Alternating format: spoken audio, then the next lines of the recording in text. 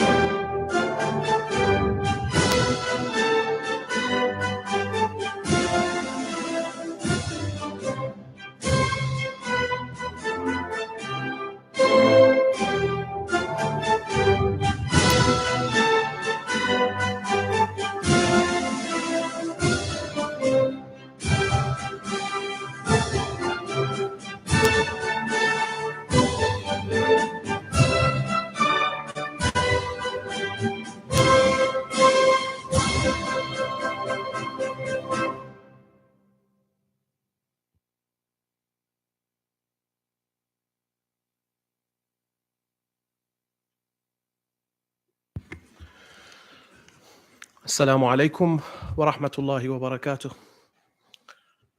In the name of Allah, most gracious, most merciful. I would like to start now with verses from the Holy Quran recited by Mr. Sadiq Mirza. والآن مع آيات من الذكر الحكيم يلقيها على مسامعنا السيد صادق ميرزا فليتفضل.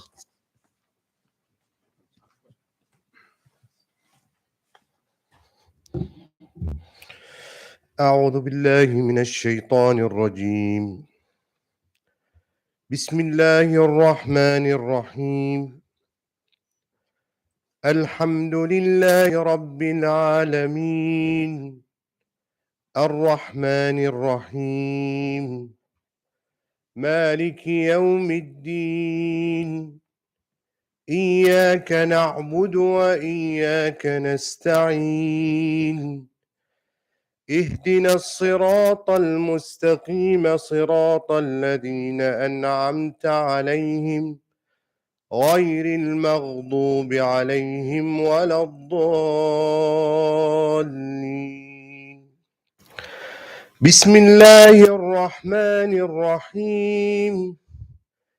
اقرأ باسم ربك الذي خلق خلق الإنسان من علق اقرأ وربك الأكرم الذي علم بالقلم علم الإنسان ما لم يعلم صدق الله العظيم.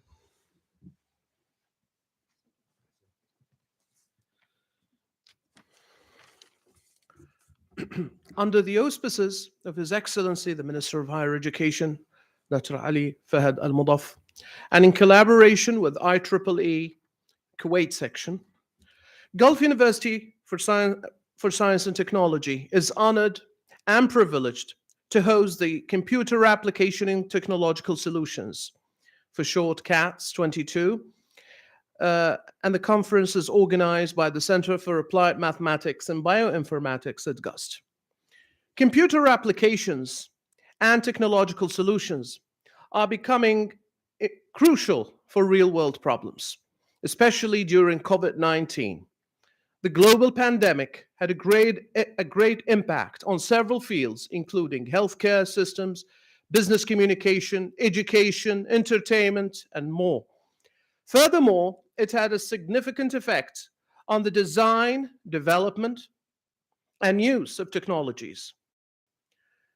One of the conference's crucial goals is to be a venue for researchers and industry practitioners to share new ideas, research results, and development experiences in various fields during the pandemic time. Also, another main scope of the conference is the impact of COVID-19 on computer applications and technological solutions. Having this in mind, the scope of the conference has been interdisciplinary in nature. Papers that draw upon applications in various fields were embraced by the conference committee members to provide an invaluable opportunity for practitioners from different fields to share their experience with technology during the pandemic. We are honored to have with us today an illustrious group of plenary speakers who have had an undeniable presence in the field of modern technology. I want you to welcome Professor Magdi Bayoumi, Dr. Tyron Grandison, Professor Wathiq Mansour, Dr. Michael Sayer, Dr. Dari Al-Hwel, Dr. Christo Elmo, and Professor Serkan Kiraniaz. It is our sincere hope that you find this conference both instructive and fruitful, fostering eventually in important scientific collaborations and breakthroughs. Wishing you all a very productive conference. Thank you. Let's welcome now Professor Isam Maghribi, Director of Graduate Studies and Research at Gulf University for Science and Technology, to deliver his speech. Let's welcome the professor. Thank you. Most welcome. Assalamu alaikum. A very good morning indeed to all of you. Before I want to start, just want to say that I'm speaking today on behalf of our Vice President for Academic Affairs, who was compelled to be away. on a trip, and he wished very much to be with us. So, Your Excellencies, your dear honorable guests, VPs, deans, HODs, participants, and colleagues. With great pleasure, I would like to welcome you to our campus, the Gulf University of Science and Technology, and specifically to the Conference on Computer Applications and Technological Solutions, CATS 22. It's under the theme Impact of COVID-19 on Computer Applications and Technological Solutions. Welcome to a celebration of research. COVID has taken a toll on so many aspects of our daily life, whether socially, economically, or even behaviorally. The pandemic has created hardships for organizations, employees, consumers, impacting the global economy. Educational institutions are at the heart of this. The pandemic has brought down the world to its knees and has posed many challenges, and thus has necessitated an acceleration of digital transformation in an attempt to deal with unexpected consequences of the pandemic that very few were prepared for. Since the pandemic started, there has been a dramatic shift towards utilizing online channels. Social habits have changed. Business models had to be transformed and updated, not only carefully, but also at a rapid pace to deal with the challenges. Digital transformation as a vehicle for sustainable business practices had to be embraced, with businesses falling behind because of the poor choices some might have made. Today, CATS 22 will shed light on technological challenges and solutions during the COVID era. This conference gains significance as it brings together some of the greatest minds of the technology industry to discuss the latest successful trends of technological solutions utilized during the pandemic. Gulf University for Science and Technology is cultivating a research environment. Research excellence has become one of its strategic objectives as it strives to improve its regional and international ranking. In this sense, the university provides its utmost support for research and research opportunities in several formats and in different initiatives. Several research centers have been established. CATS conference, organized by its Center for Applied Mathematics and Bioinformatics, is a great example on how GUST is eager to create intellectual research nexus to join researchers and community members together to find cutting-edge solutions for evolving problems. We join hands with sister institutions to collaborate and bridge gaps with the industry to lead impactful research that serves national as well as regional needs at the least. Research is no longer a luxury. Or a choice. It's an ingredient for success and sustainable productivity. Just a last statement. GUST will soon be celebrating the inauguration of its engineering school, which has been long waited for and finally achieved. So we hope together, inshallah, we will celebrate that soon. Wish to thank the organizing and the steering committees for the effort invested and the excellent professionalism they displayed throughout. Thank you for choosing to spend this week and day with us today. I wish you an enjoyable conference. Thank you.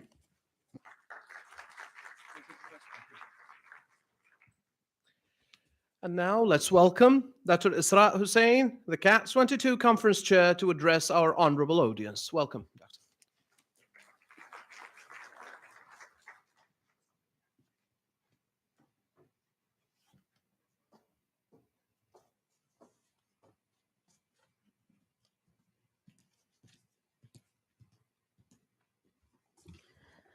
Bismillah ar-Rahman ar-Rahim.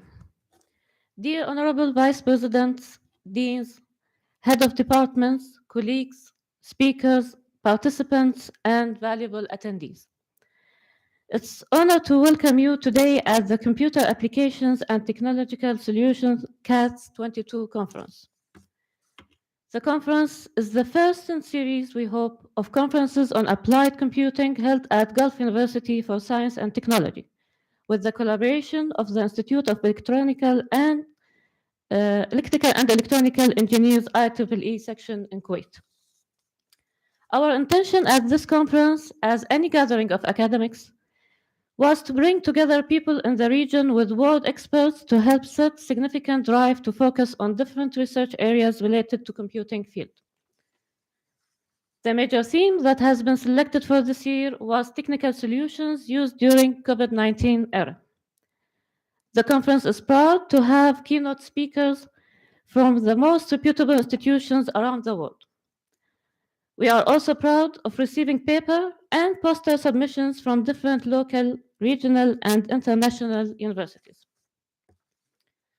I would like to thank and acknowledge the higher management, the vice presidents, faculty members, and students at the Gulf University for Science and Technology for making this dream become true. After all the obstacles that we faced because of the series of closures related to the pandemic. I want also to thank those who believed in our dream. Our partners at the United States Embassy in Kuwait, the Institute of Electrical and Electronics Engineers IEEE section in Kuwait, the Salasil bookstore, and the Public Authority for Applied Education and Training, especially the great efforts of and unlimited support of Dr. Fida Shahwan. In addition, I want to thank and extend my appreciation to the Kuwait Technical College, especially Mrs. Naveen Abdul Ghaffar, for her great efforts. Last but never least, we are grateful to our participants and valuable guests without whom this conference would not have been possible. I want to conclude with saying, never let anything stop you from achieving your dreams. Thank you very much.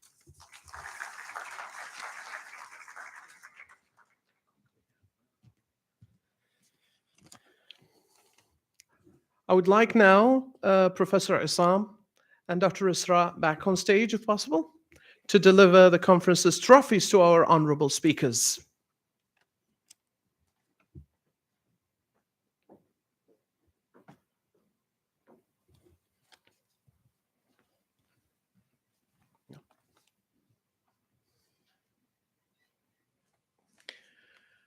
I would like to welcome Professor Magdi Bayoumi, please, to ascend the stage.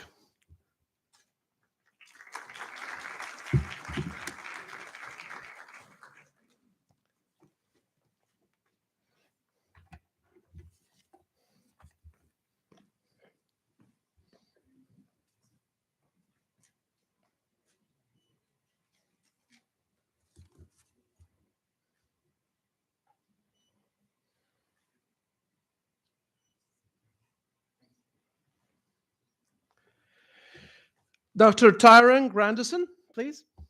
Welcome.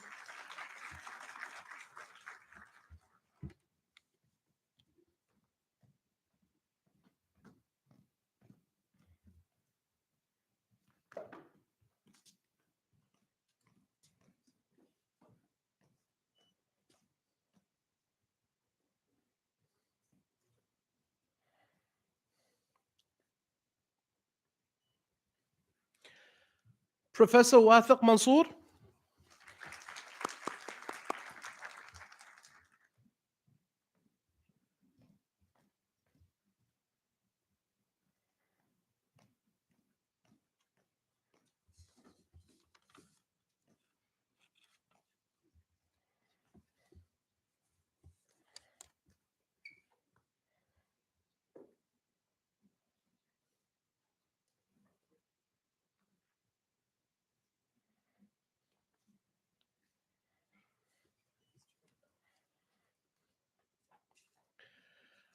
Dr. Michael Saya.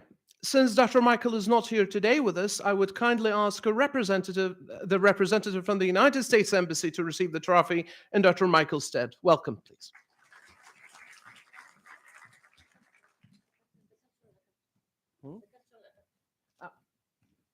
And she is the cultural attaché, actually, at the United States Embassy. Apologies. Thank you.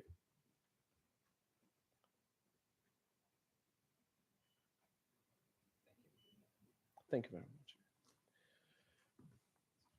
Dr. Dari Al-Hwel, please. He's not here. And finally, Professor Sarkan Kuraniaz, who's again not available with us today. So thank you very much, Professor Assam and Dr. Isra.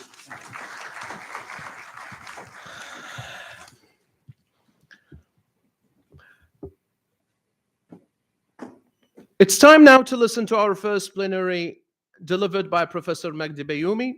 And before that, I would like really to very much welcome our professor here at the Gulf University for Science and Technology. Professor Bayoumi actually is the head of WH Hall Department of Electrical and Computer Engineering at the University of Louisiana. The title of Professor Bayoumi's plenary is Smart Connected World, Is It Ready for COVID Pandemic? Professor Magdi Bayoumi is the department head of WH Hall Department of Electrical and Computer Engineering at the University of Louisiana, and he is the Hall Endowed Chair in Computer Engineering. He was the director of the Center for Advanced Computer Studies, CAS, and the department head of the Computer Science Department. He was also the Laughlin Eminent Scholar Endowed Chair in Computer Science, all at the University of Louisiana at Lafayette, where he has been a faculty member since 1985. Professor Bayoumi has graduated more than 100 PhDs and 150 Master of Science students, co-authored about 600 research papers and more than 10 books. He was the guest and co-guest editor of more than 10 special journal issues. The latest was on machine-to-machine interface. He was also the associate editor for several IEEE Transaction, Springer, and Elsevier journals. Welcome, Professor. You're most welcome. No worries. Okay.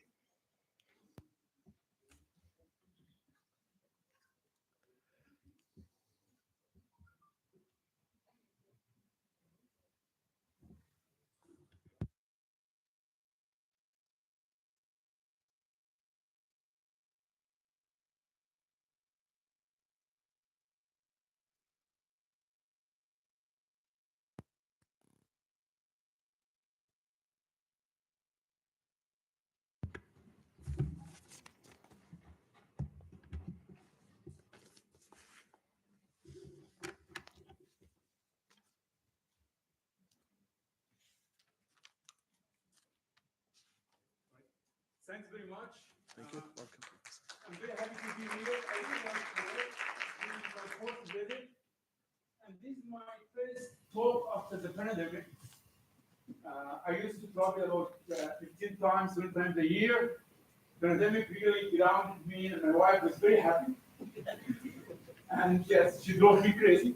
But and this is the first time, thanks to Dr. Feda, Dr. Isra, and the Gulf University for the invitation. I like really Kuwait because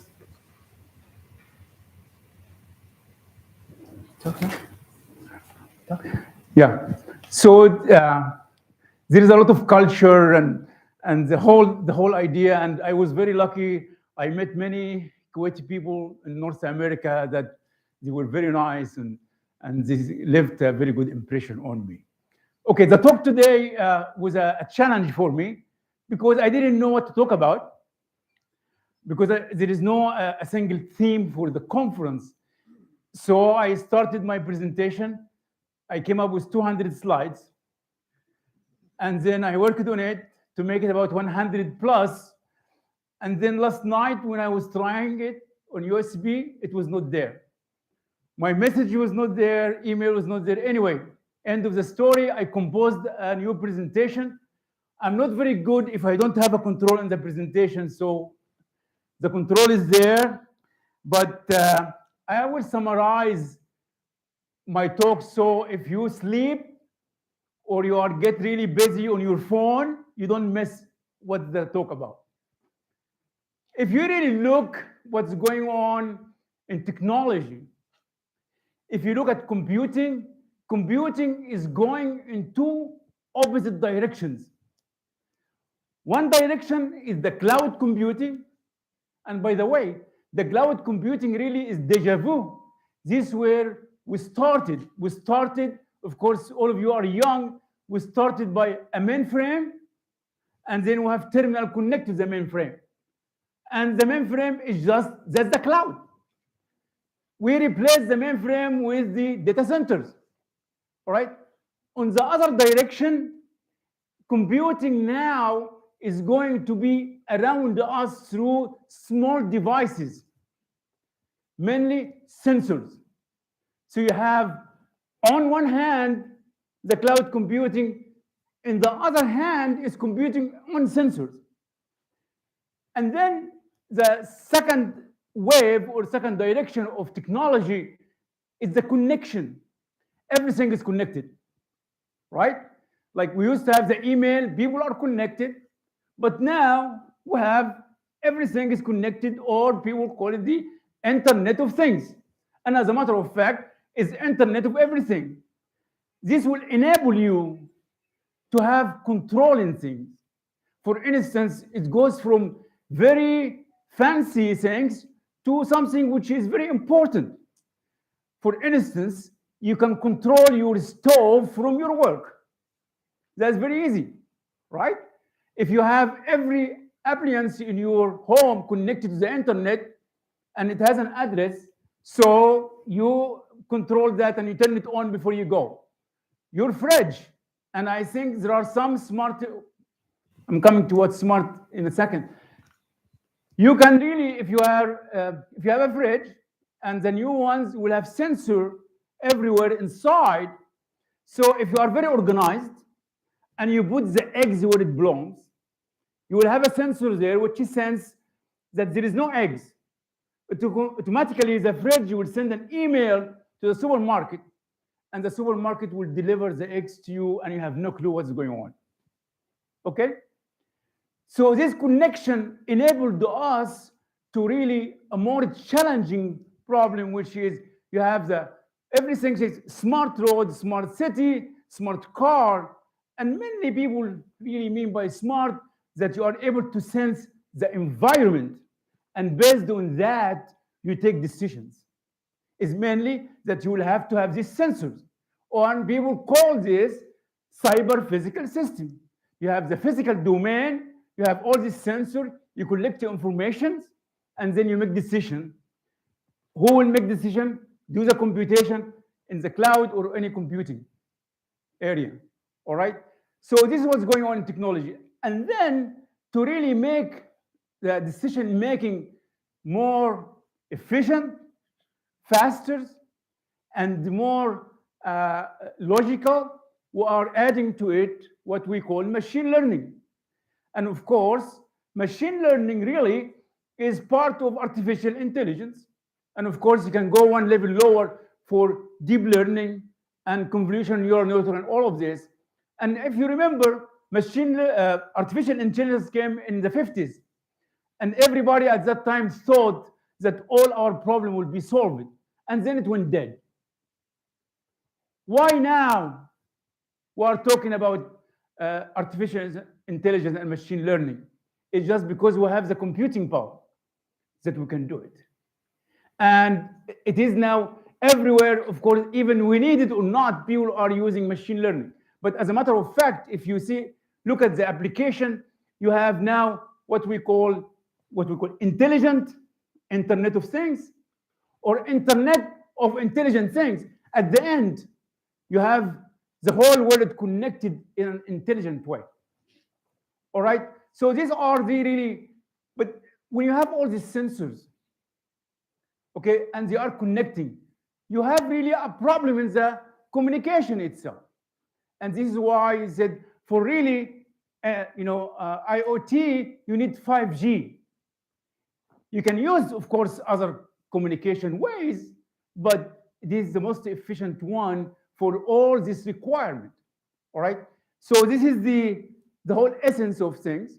Now, I will give you an example of 4 projects that we are working on. One of them that we are using Internet of Things for oil industry, oil and natural gas industry. You know, in Louisiana, we are in the Gulf. So all our oil is offshore. So we did really a project where to achieve 3 things. One, we do intelligent deep drilling.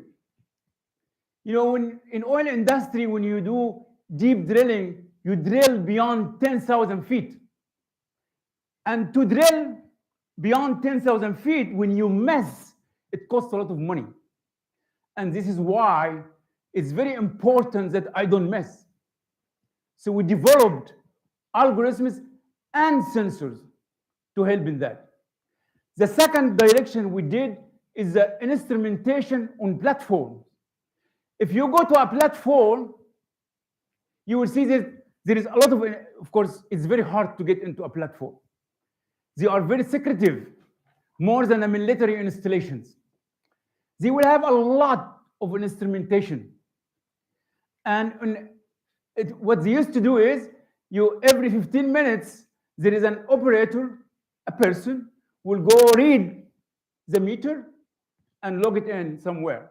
So at that time, we developed systems such that it will be wireless. Of course, oil industry is very paranoid about their data, exactly like medical field, like military. They are very paranoid about data. And they were, in the beginning, they were resistant. But now, if you look, oil industry is big in adopting AI, IoT. As a matter of fact, they are ahead than many other sectors, and they are using digital twin. Okay? And as you know, digital twin is not a new thing. But anyway, the third thing we did was about security and safety. And how I can predict that a pipe will break before it breaks. As a matter of fact, this has come under the umbrella, I'm sure you hear about Industry 4.0. What does it mean? It means really many things. It means that we have a lot of what we call industrial Internet of Things, IIoT, and you have the machine learning and deep learning tools to do many things. The most important ones that people talk about now is to predict faults. You predict faults before it happens. Also, you do what I call it maintenance on demand. So in a regular factory, you say this machine will be maintained every 3 months, and probably doesn't need to.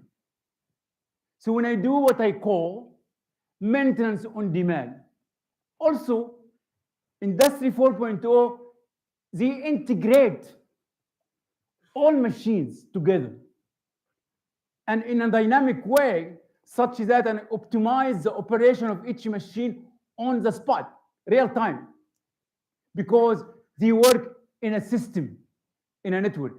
That's Industry 4.0. So we used some of this tool to predict that a pipe will break before it breaks. You know how much it costs to have the oil spill?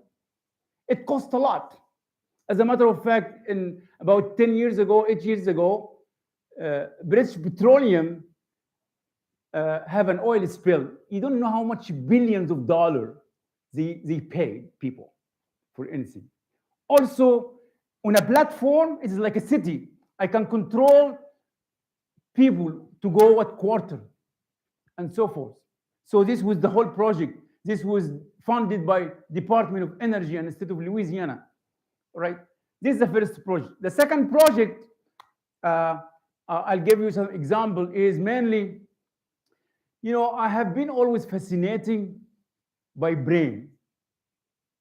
So the question is, can I read people's brain? And more, can I really read my wife's brain? Right? Of course, I can read every brain but my wife's brain.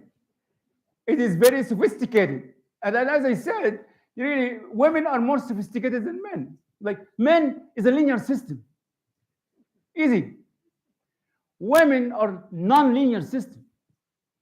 It is, if you model, if you take all the biological and stuff, it's very easy to figure out men. Very easy. So I want to really read the brain. But this is the goal. Will I ever be able to achieve this? No. I guess God is merciful. Because if we get to the point where you can read people's brain, all people will divorce, break relationship, and it will be terrible, right?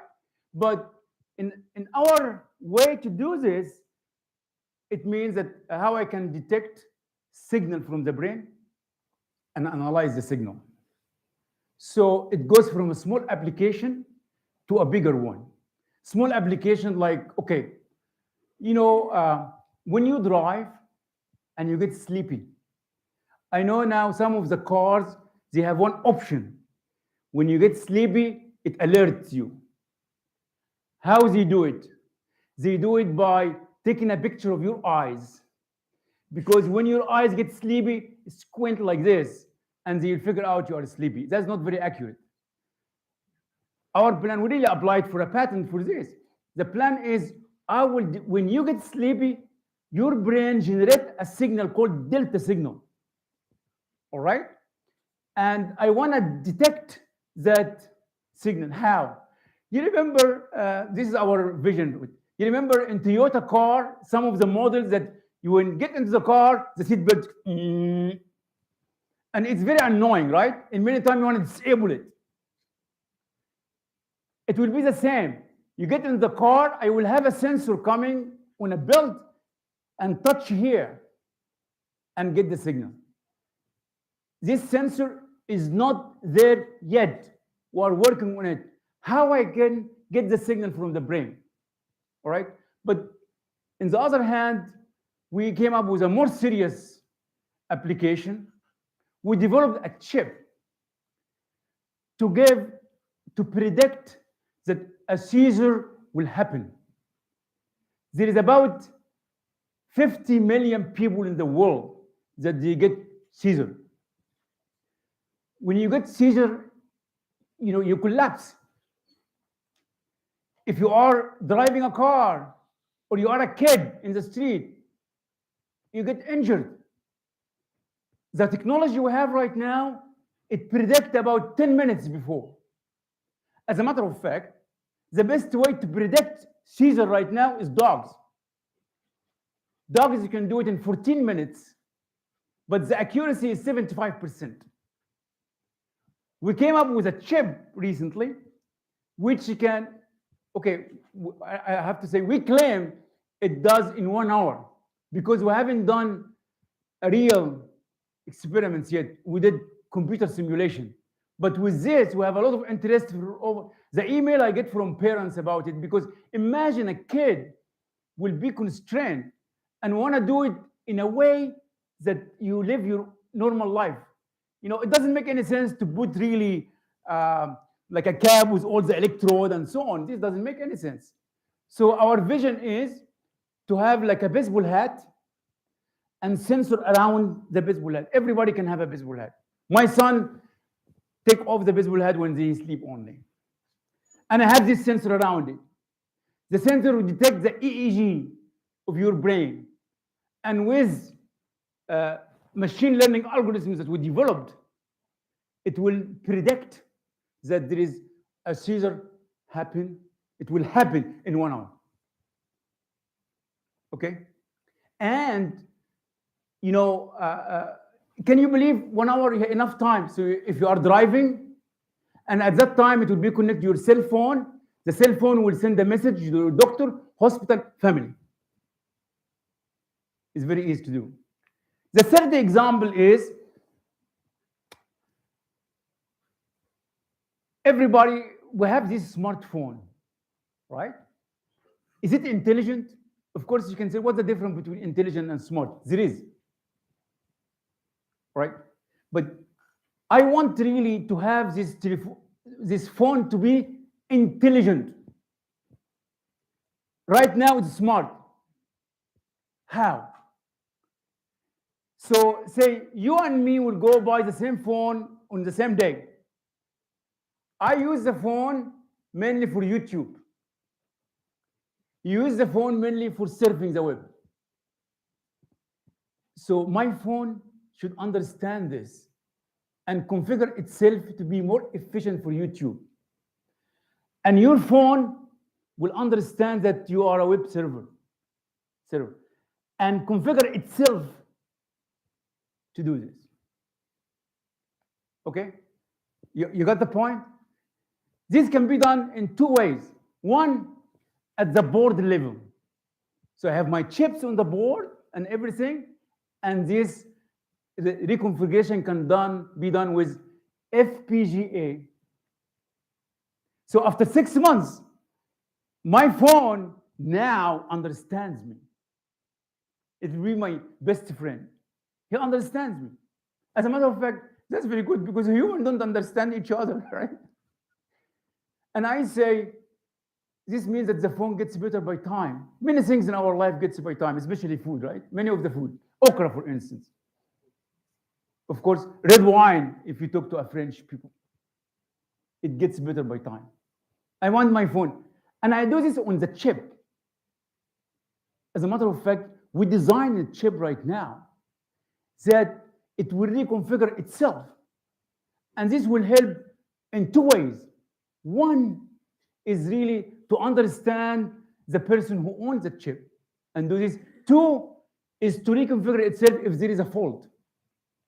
So if there's a problem or a fault, we go some more now, what I call it now, and I have a lecture on that. It's chip 4.0, similar to industry 4.0. What's the chip 4.0? Is a chip which can predict that something wrong will happen in the circuit of the chip.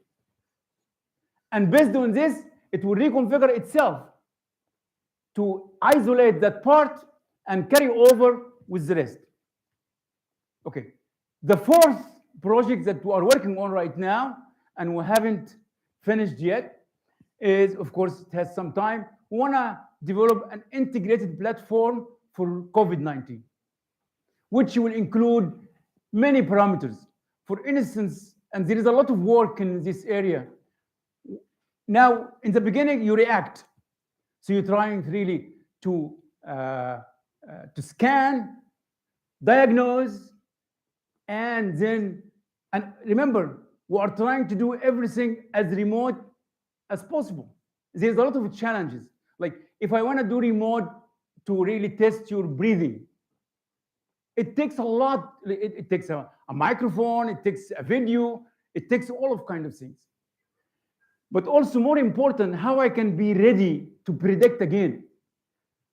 Like in Louisiana, we did a lot of work on this. Like you will see a lot of geographical location that an outbreak is expected. Okay? And this will be based on many things. Level of education, level of people habits, and so forth. And this also within the vaccine. You predict that that part of the state will be low in vaccination, so let us have a mobile unit to go vaccinate these people. Okay? We want to develop a platform that can serve all kinds of things because all the information will help each other. And this is one of the, when you do a lot of, and this is what the main of the idea of the smart, if you get all this data and you have to play with, how to, the problem always is you have data, but is it useful data? How to generate useful data, or what we call it knowledge. Because like in the beginning, people said, I have all this with sensors, and you collect the data from the sensors, you send to the cloud. That really was not very efficient. Like for instance, 10 years ago, London has 4 million cameras. Now probably it has 8 or 10, but 10 years ago, it has 4 million cameras. And what they do, collect the information, send to the cloud. So when something happens, they have to dive into this data to get the useful ones. That's not very efficient, right? And this is why now people came up with, they said, instead of going from sensor to cloud, I will have edge computing. So I process. And as a matter of fact, I went one further. Before edge computing, I have 2 levels of computing. You want to really generate smart data, useful ones, because if you have all this just raw data, it takes a long time to get useful ones. And the machine learning will help you in this, how to really extract useful data and how to really to connect them together, right? So this is really a summary of what I'm planning to say, or if I have the time to say. Of course, you have to stop me when it's time, because I have no control on time. So let us see here. Good, yeah. Really, if you don't know, Louisiana in the south, and people there are, I claim that the most interesting people in the US, because they like to eat, drink, and dance. Sometimes they work. No, I'm serious. They work all the time. But the location of the state really give us many things. Like, for instance, we have to work in the oil industry because oil is the main source. And this is why Louisiana now is not very happy, because there is no, they forbid more drilling, right? Usually in Louisiana, when the oil prices goes up, it used to be a good time for us. We get raises in the university because we are a state university. But now there is no raises because there is no oil coming, right? So, but this means that this is why, like for instance, also we have a lot of wetland. And this is why there is a lot of effort how to really restore wetland. But also when we did our project for all the platform, what we did, every platform will be a network by itself. And then there is a network among the platforms of each company. The communication in this region is very dense. So when we tried in the beginning to use 2.4 gigahertz for communication, it didn't work. What worked really is 700 megahertz communication was more efficient. So the location really also, okay, am I doing something wrong? Okay.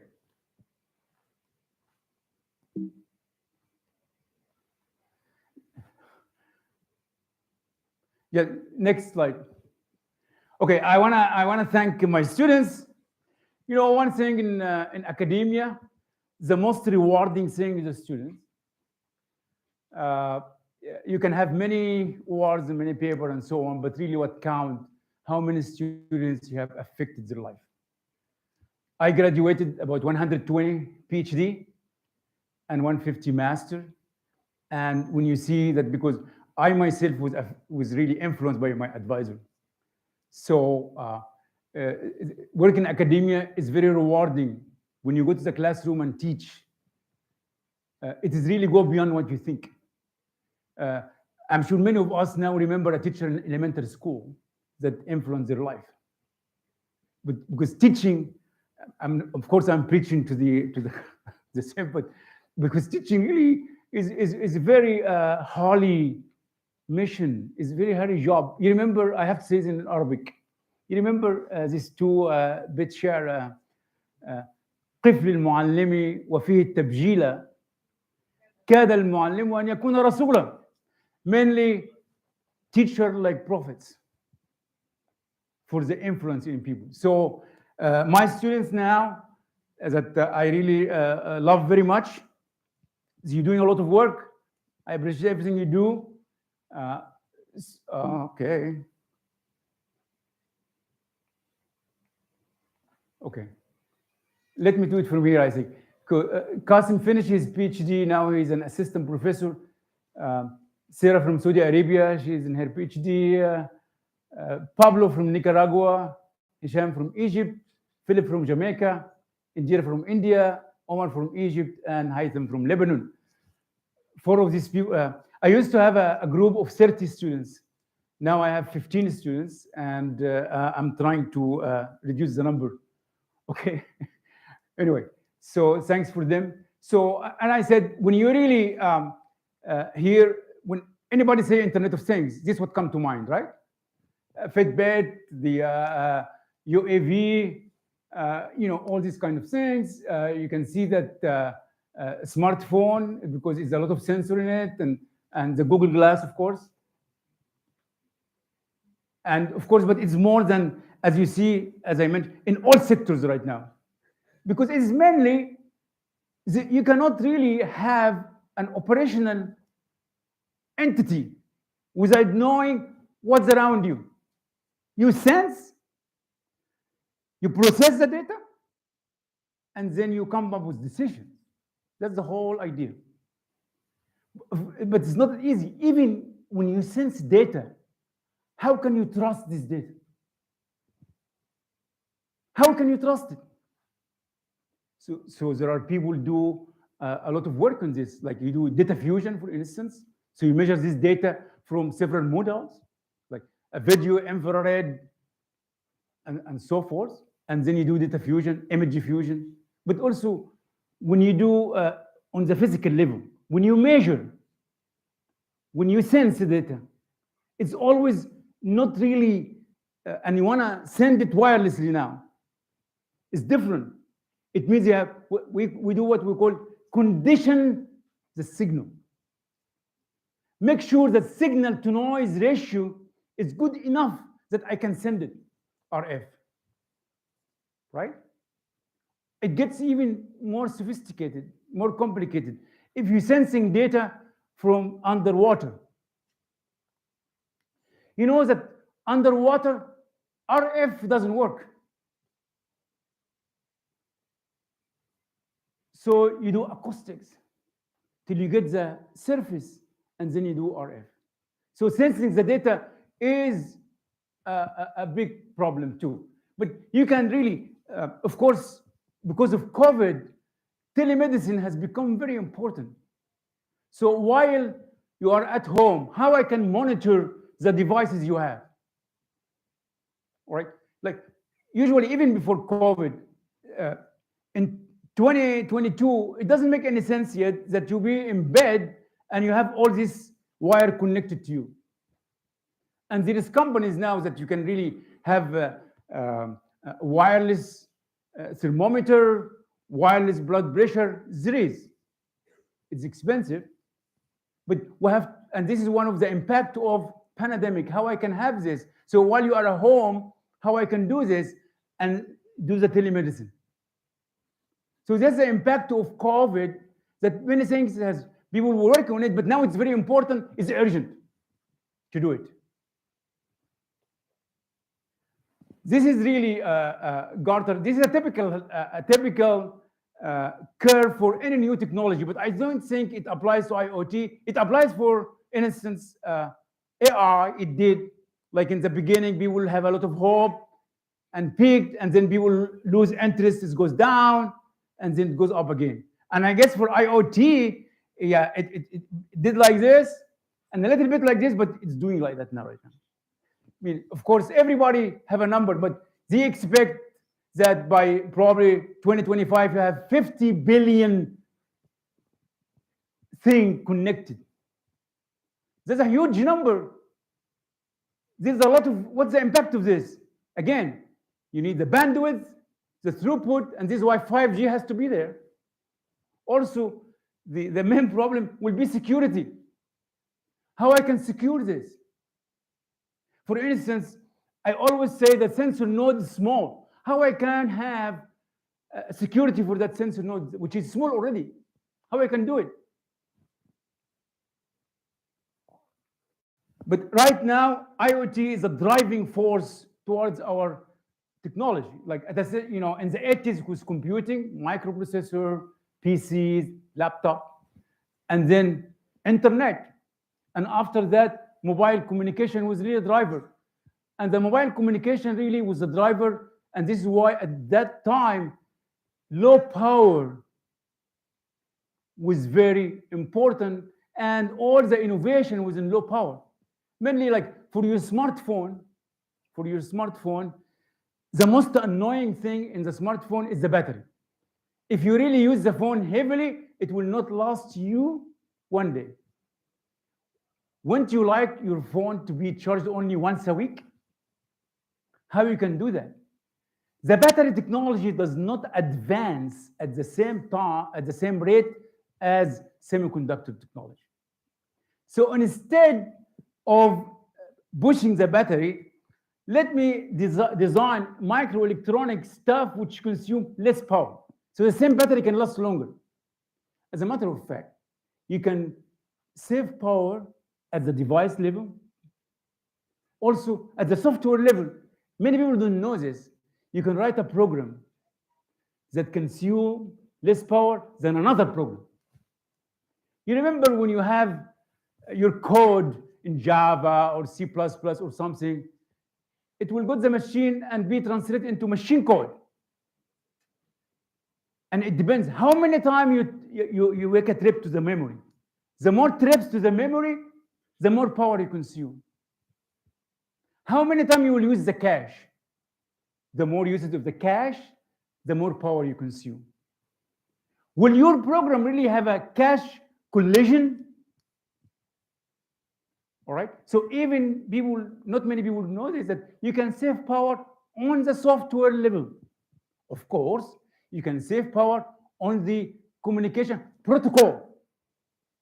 One protocol can consume less power than the other protocol. It's very easy. In electronics, we know how to do it because you can do a device which consumes less power. The circuit is a lot of innovation in the circuit. But the style too also nowadays going with the renewable energy to harvest the energy, right? And we do it in many places. As a matter of fact, there is a nightclub in New York and one in Munich where it's self-sufficient energy. How? When people dance, all right, there is a vibration. Under the ground here, there will be a transducer. Take really this vibration and transform it into electricity. What does this mean? If you're really short on energy, don't put slow music, right? Drive these people to be crazy, right? And this is why when I say, for the first time, teenagers have become very useful. Because if you, for somebody like me, or our generation, we will suck energy, guys. We need teenagers to generate energy, and they are self-sufficient. And of course, I can do this from thermal. I can do this from, of course, from the sun, but you have to have really the cells to be very small. And I like for the wearable computer, I can really get harvest energy from the body temperature, from the movement. Like for instance, you know that, for instance, one of the problem when I detect the EEG is the noise. The noise comes from where? Your lungs, your breathing, your heart, all of this. I can harvest this into energy. Okay? Right. As you see, really, this is a development of internet things, and people just, you know, bump it up and say this is a new wave. You know, this is a driver for the technology, and it is there for good. It is not like other technology. It will go down, it finished. No. All the time, as a matter of fact, the need for it will increase. All right, because you need more and more. Again, it is granularity. How many sensors? The more sensor you have, the same like all of us know that for any system, you say, okay, I'll peak, assume at 10 sensors. Probably after 10 sensors doesn't make a difference. You saturate at 10 sensors. But 10 sensors will be better than 5, and so forth. All right. As I said, of course, how many things will be there? It is like an auction. Somebody says 30 billion and 50 billion. You know, billion is too big anyway. All right. And you will have every company has their own model. It's like weather or hurricanes in Louisiana. We always have the European model and the American model. Anyway, so this is an example from Intel. How Intel really, because every company get into that. In the beginning, many companies got into Internet of Things just to be there, but really, every company is Internet of Things adding a value. It has to add a value. because you can probably live on it 1/4, but if you don't really adding a real value, it won't be used, right? And then you come, okay, now IoT, there is a platform for IoT. This is one of the problems for IoT. And if you look, Microsoft has a platform different from Cisco, different from Qualcomm. Everybody has a platform.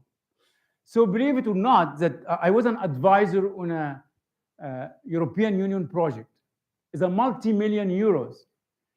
How to come up? Can we come up with a platform that can connect different platforms? By the way, there's a problem in all our engineering: standardization and compatibility. How it will be compatible? You know, in computer, how is data will be compatible? In engineering, the same. So the problem would be if I have all these platforms, they are not compatible, but how I connect them together. So this was a project, have 5 universities, 5 companies, and they were trying to develop how to. It's good. It was very enjoyable project because we used to meet in Barcelona. So it's a very nice city. It's just this is really just an example of the cyber physical system. You have in the physical layer, you have all the sensors, and you have the connection, communication, and then the cyber, which is the cloud, the edge, and all other.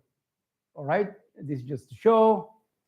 This is just the economic impact.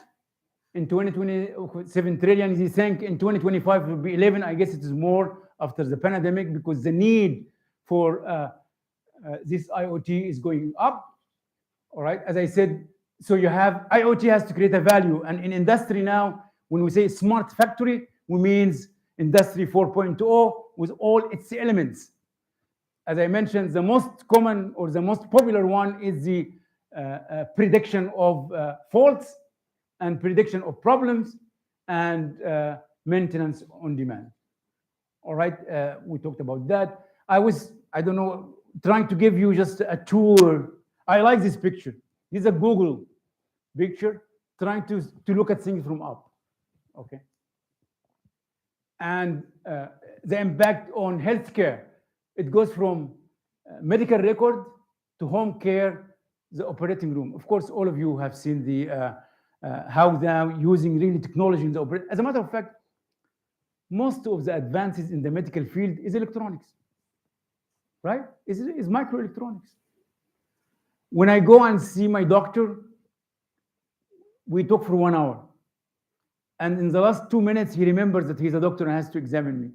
And he say, oh, good, and leave. But in 1 hour, he's talking about what's going on and what to deal with this and so on. Because I have an idea. I was running by him. You remember, for older people, the most common problem when they fall down, and always they break the hip. And then it go downhill from there. So my idea, can I have like, you know, the airbag in the car? So can I have like an underwear for these people? And when they fall down,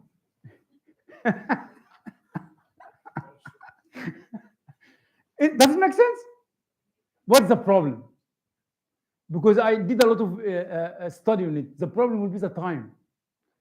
Because when you fall, when you're about to fall down, the time will take you to fall down probably will be much faster than I sense it and actuate this. Right? See, one of the, but I think it's doable. We have to do it. You know, my father died because he fell down and he became bedridden after that. So if I can have this really, and it inflate, it can protect. So I challenged my undergraduate student one time in the senior project. I told them I need to design smart trash can. What does it mean, smart trash can?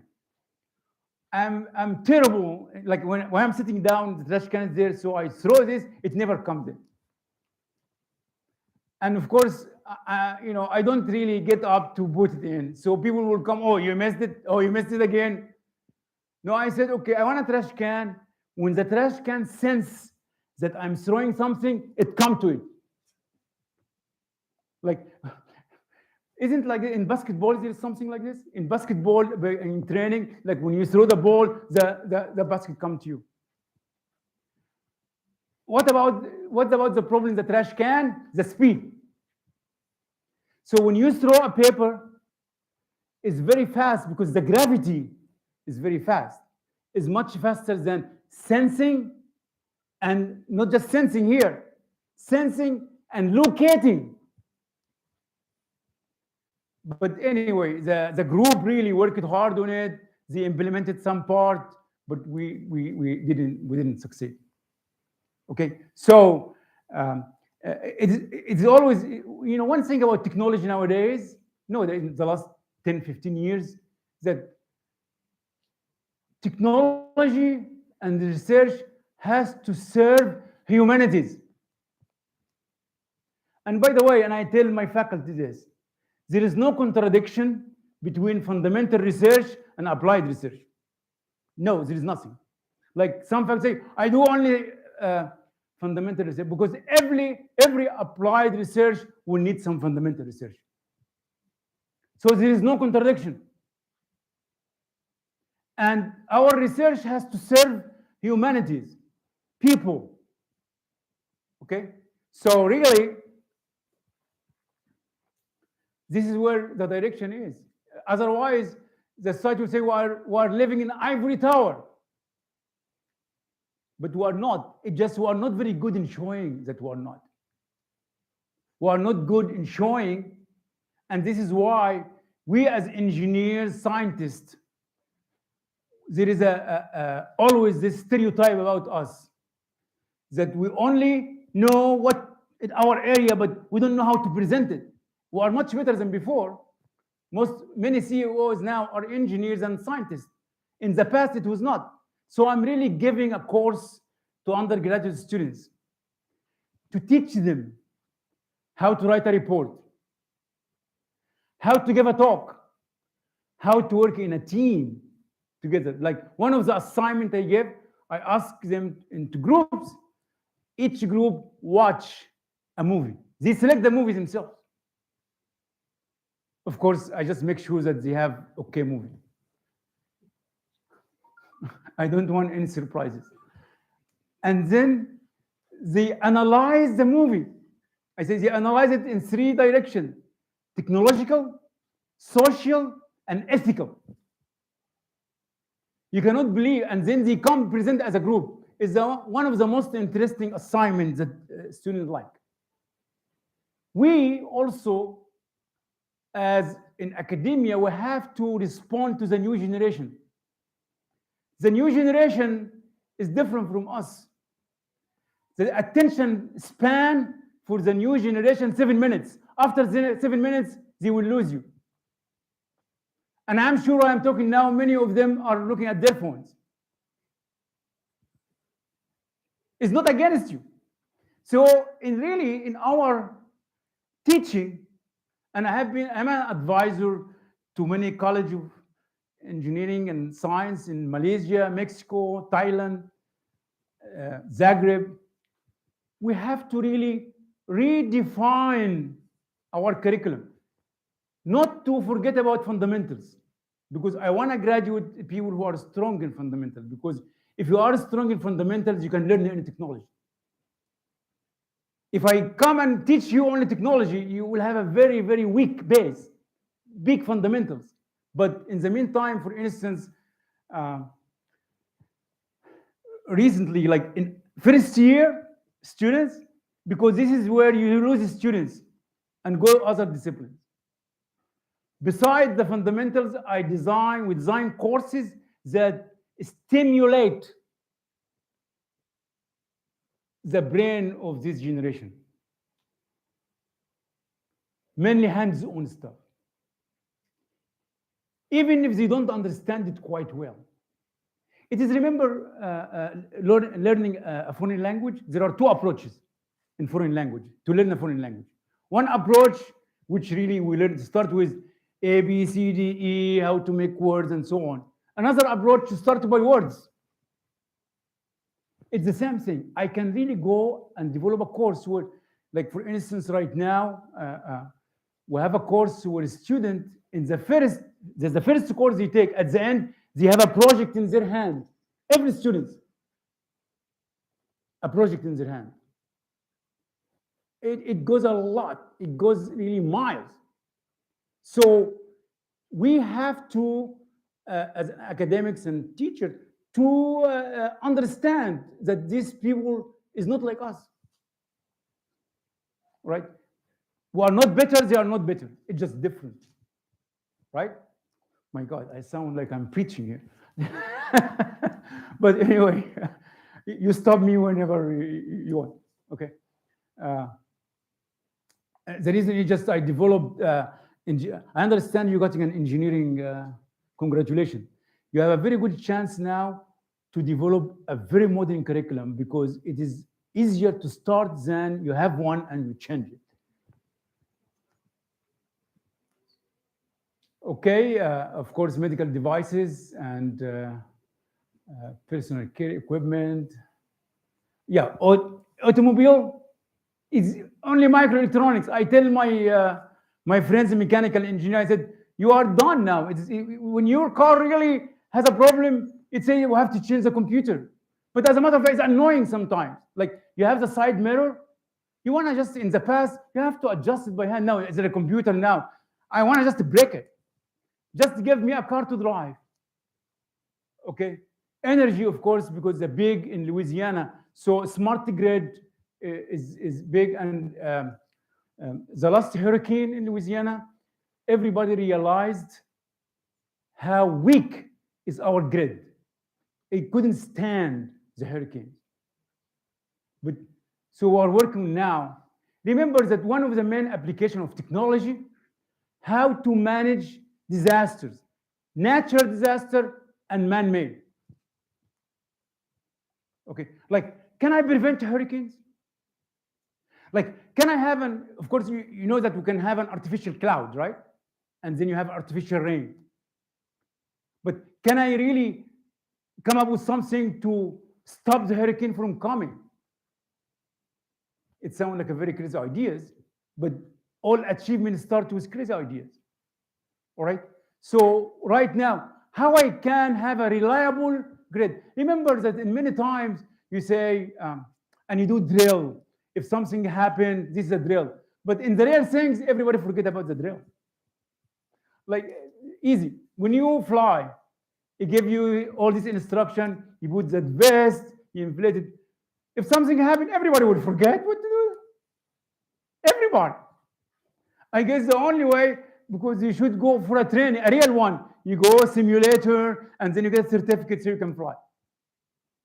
But when it comes to the real thing, everybody will forget. Come on.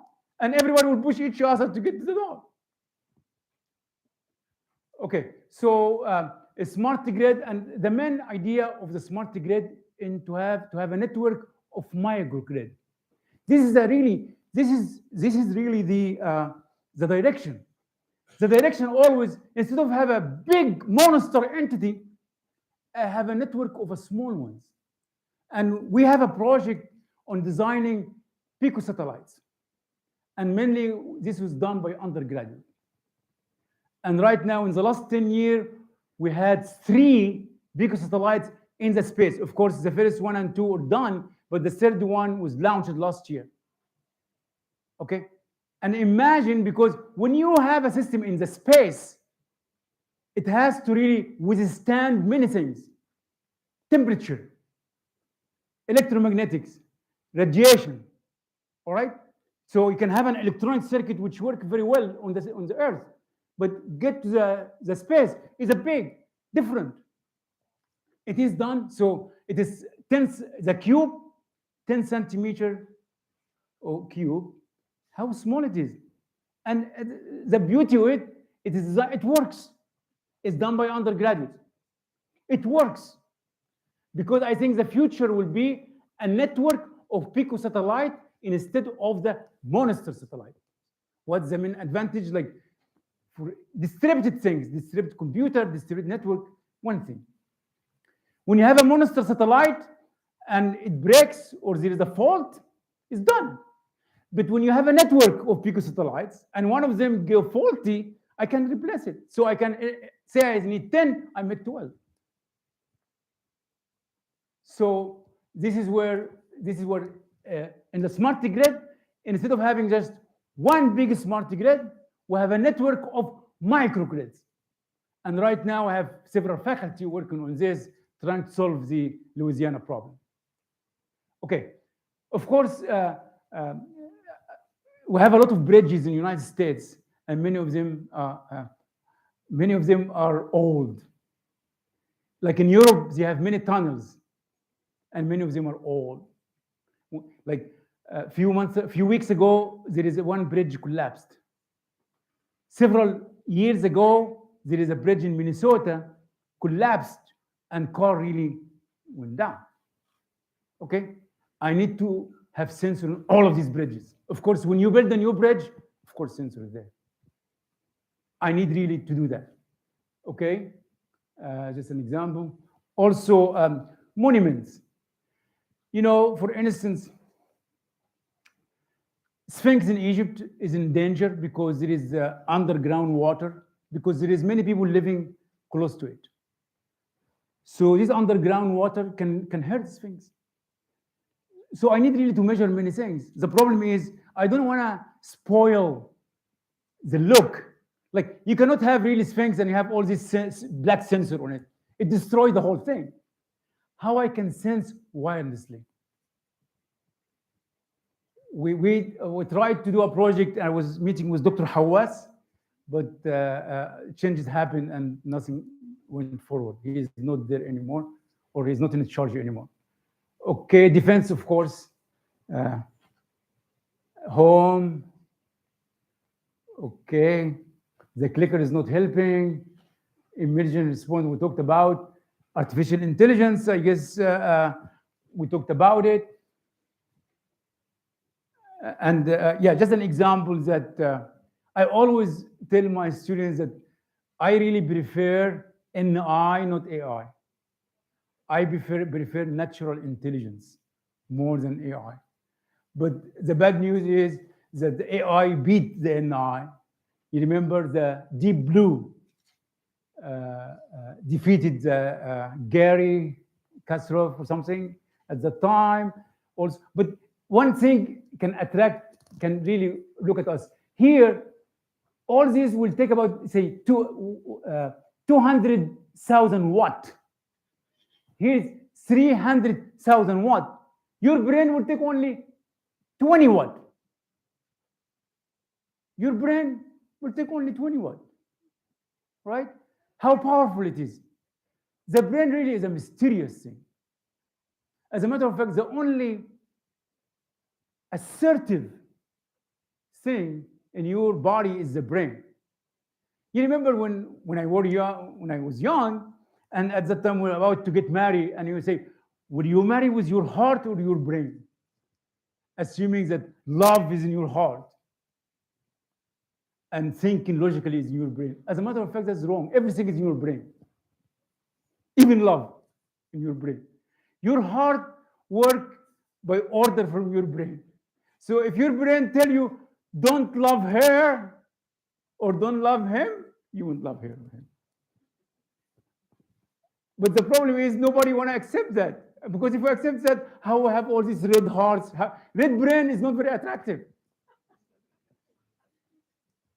Right? But brain is the only active entity in your body. Okay? I guess I should finish. I haven't got to that. All these are introductions. Yeah, the talks about the one last thing, I guess probably people think about it, that when we do machine learning, the quality of your machine depends on the quality of your data. If you have the best architecture in the world, but poor data, you have a poor machine, right? This again, it gives you how many parts, like to have a machine and teach the machine to differentiate between cat and dog. You need a lot of data. Your brain doesn't need any data. Right? Anyway, this is really a summary of what's going on. The whole idea is connection and intelligence, and to do all the smart things. And for COVID, this really has helped us, and it was a learning experience because we want to do everything remotely. But in the meantime, COVID affected things. And probably in my talk part 2, we can talk about that. And thank you very much for listening. Thank you.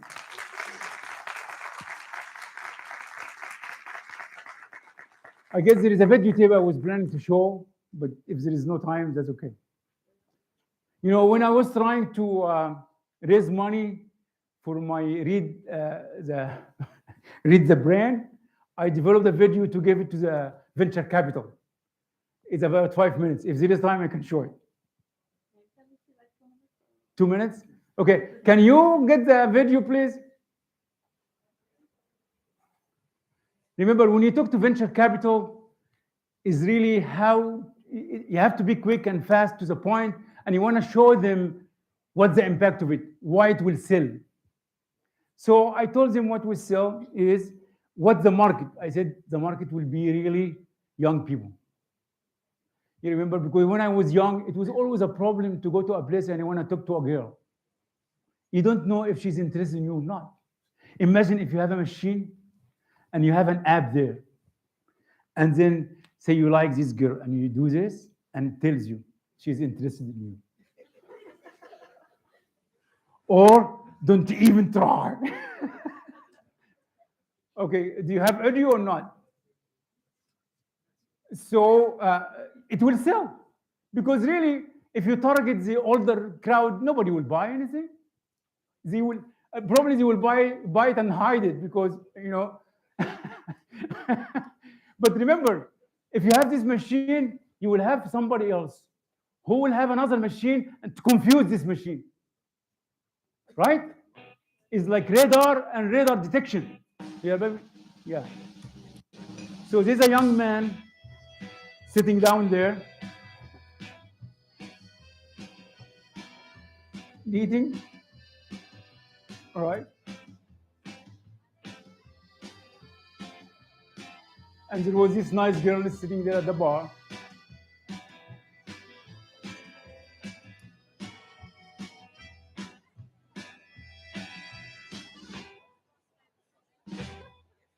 So this young man really liked that girl.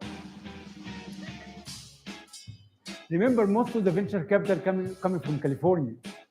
Right? Louisiana would be more aggressive than that. But anyway, so he went to talk to her.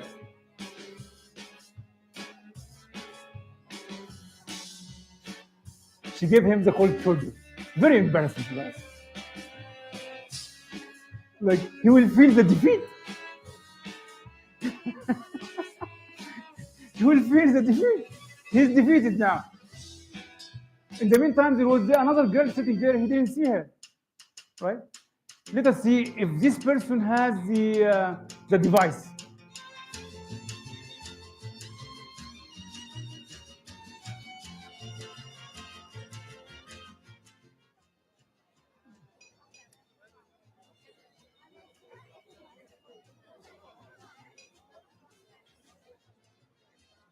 Then he's interested here. Now he'll check on the device.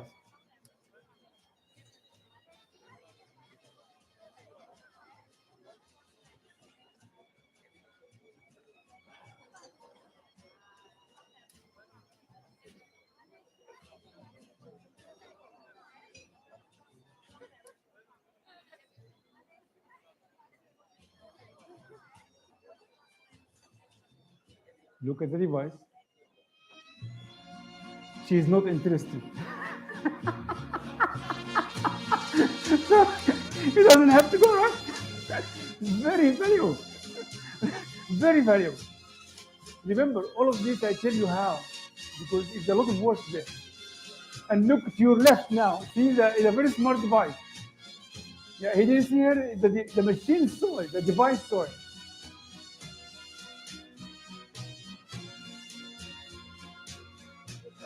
how valuable this device is, right? Anyway, thank you very much. Thank you.